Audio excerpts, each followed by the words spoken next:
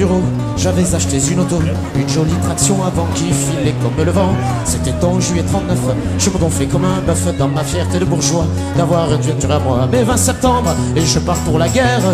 8 mois plus tard, en revenant, réquisition de ma hanche chevaux légère, Farkenbotten provisoire. Cyclo-officine. Alors, le terme même désigne une officine, donc une pharmacie du cyclo. Donc, c'est un lieu où les gens viennent apprendre à réparer et à soigner vraiment leur vélo. Pour nous, un vélo, c'est quelque chose qui a vraiment une âme. Essentiellement parce qu'on récupère des vieux vélos, donc c'est généralement des vélos qui ont une histoire. C'est le vélo de papy ou de mamie, c'est un vélo qui est resté à la cave 30 ans, qui a été rouillé, qui nécessite de soins plus que d'entretien. Et donc dans cette pharmacie au vélo, les gens doivent apprendre à faire eux-mêmes. C'est encore trop.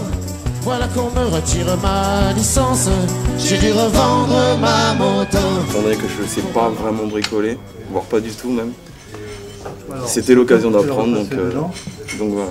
On est en partie subventionné par la Fondation de France et en partie, une bonne partie même en autogestion salariale, c'est-à-dire qu'à travers le recyclage des vélos qu'on met en vente à des prix d'économie sociale, donc les vélos ils sont entre 30 et 80 €, on arrive à sortir 3 salaires assez dignes.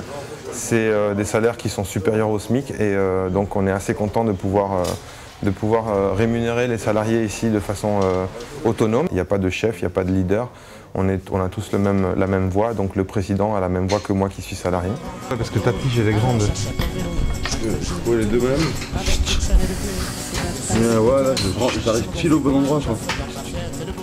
Et il m'arrive de passer ici même quand j'ai rien à réparer, juste pour sociabiliser et puis rencontrer de nouvelles personnes. C'est un lieu où il y a beaucoup de rencontres, très convivial. On fait des ateliers dans la rue avec les enfants ou dans les quartiers sociaux, les quartiers politiques maintenant ça s'appelle, de la ville. On fait des ateliers pour apprendre aux gens à réparer leurs vélos, par exemple en vidant les caves d'immeubles et en recyclant les vélos qui sont redistribués gratuitement aux gens. Je suis avec mon fils pour qu'il répare son vélo.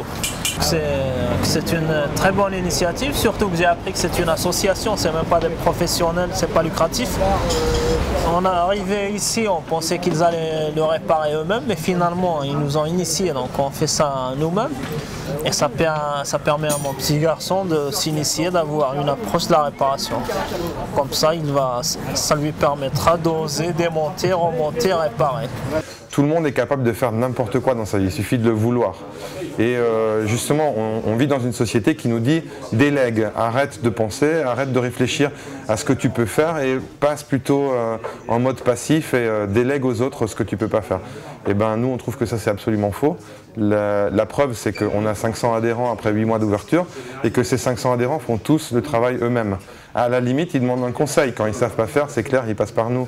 Ils passent par un salarié ou un bénévole plus préparé, mais ils font eux-mêmes leur réparation. Donc la démonstration, elle est là. Elle est que l'autogestion dans le travail de la mécanique vélo, elle est absolument à la portée de tout le monde. Je suis rien par surcroît, il n'est pas drôle à l'endroit.